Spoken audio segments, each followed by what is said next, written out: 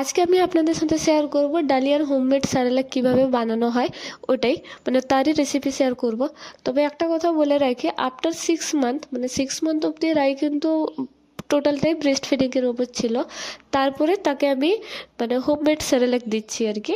তাকে বাজার থেকে কেনা কোনো কিছুই আজ অবধি দিইনি, মানে স্যারেলাক যে কিনতে পাওয়া যায় যে কোনো কোম্পানির বলুন না কেন, ওইভাবে দিইনি, আমি তাকে বাড়িতে বানিয়েই দিই। তো তার মধ্যে থেকে আজকে আমি ডালিয়ার হোমমেড স্যারেলাক কীভাবে বানানো হয় তারই রেসিপি শেয়ার করছি। তো এই যে মানে ডালিয়ার প্যাকেট তো বাজার থেকে কিনে নিয়ে এসেছিলাম, কারণ গমটা পাওয়া যায়নি। যদি গমটা পাওয়া যেত তাহলে আমি সেটাও ঘরে মানে ভেঙে ডালিয়া করে নিতাম। তবে গম এই মুহূর্তে অ্যাভেলেবেল নেই, সেই জন্য ডালিয়ার প্যাকেটই কিনে নিয়ে এসেছিলাম। আর এখানে আমি যেভাবে বানাচ্ছি সেটা মানে যে কড়াইতে বানাচ্ছি সেটা হচ্ছে লোহার কড়াই। লোহার কড়াইতে রান্না করে খাওয়া খুব ভালো, মানে স্বাস্থ্যের পক্ষে খুব ভালো। তাই রাইয়ের জন্য লোহার কড়াই নিয়েছি, তারপরে ঘি দিয়ে ডালিয়াটাকে মানে রোস্ট করে নিয়েছি। প্রায় এই 8-10 মিনিট মতো ভেজে নিয়েছি, হালকা ব্রাউন কালার চলে এসছে।